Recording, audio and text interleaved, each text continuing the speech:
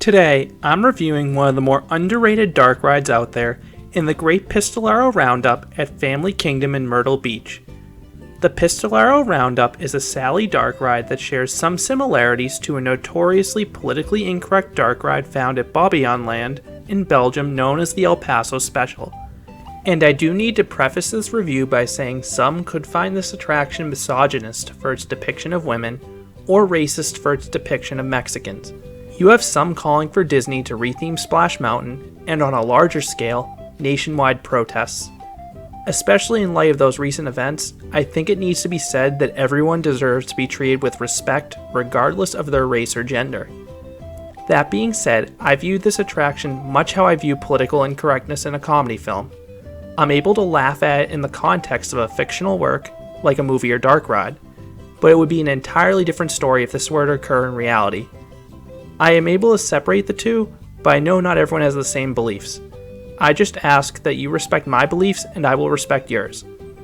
Back to the ride, most of Family Kingdom is relatively unthemed. It's essentially a boardwalk park after all. However, there is one notable exception with the Great Pistolero Roundup. Family Kingdom went all out with this ride. The area around the attraction has some Western theming.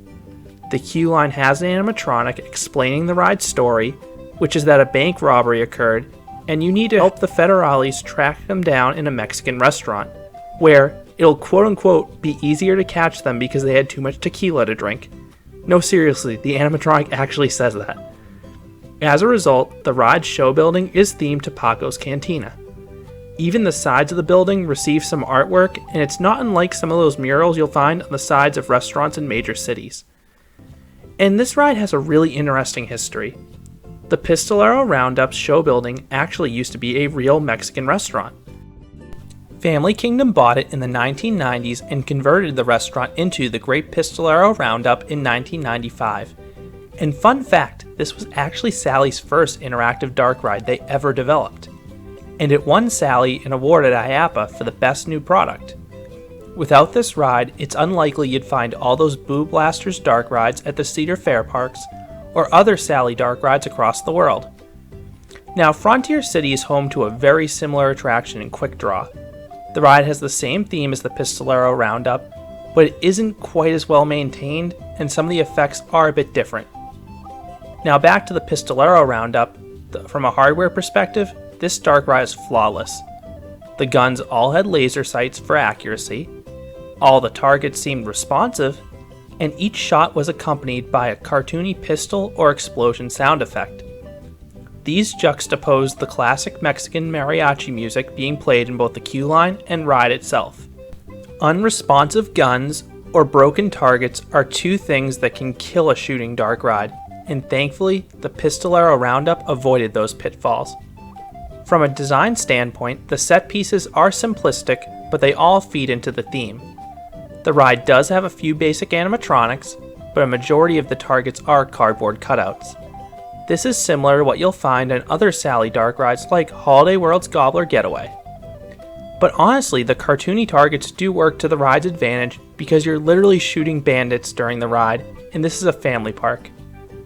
Now, I love shooting dark rides with multi-value targets and responsive targets, and the Pistolero Roundup had both. With each successful shot, the target would respond in some way. Barrels will spin, or maybe even a woman's skirt will fall down. Yeah, you heard that last part right. One of the last targets will cause a woman's skirt to drop. It is probably the hardest target to hit on the entire ride, but if you do hit it, you'll know immediately because you'll hear her shriek with embarrassment. But in the other cases, hitting a basic target will often reveal a higher point target. As explained in the queue line, basic targets are worth 10 points, but sacks of gold are worth considerably more. These gold sacks usually reveal themselves behind a door or another object after you hit the associated basic target. And you need to be quick to hit these sacks of gold. Once you reveal them, they're only active for a second or two. And in a few cases, I had to fire behind me if the gold sack had a delayed reveal. But it's definitely worth the trouble if you want to get a high score. Now, the Great Pistolero Roundup does have a major flaw, and that's the ride's length. Start to finish, the ride is barely over a minute in length. I would struggle to name a shooting dark ride that's even shorter than that. It definitely feels like it's over quickly, but thankfully, this ride never had more than a 5-minute wait, so I could keep re-riding it to improve my score. So what would I rank the Pistolero Roundup? I'd give it an 8.5 out of 10. Family Kingdom, to the best of their ability, worked with Sally to provide a themed experience start to finish you rarely find at a boardwalk park. The only thing stopping this from a perfect score was its woefully short length. But I do realize that it was the best Family Kingdom could have done with the space they had available. Again, they literally put this in a former restaurant.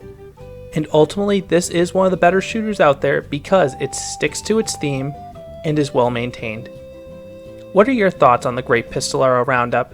Have you ridden this shooting dark ride? I would love to hear your thoughts and comments down below. Thank you for listening and subscribe for more ride reviews here at Canopy Coaster.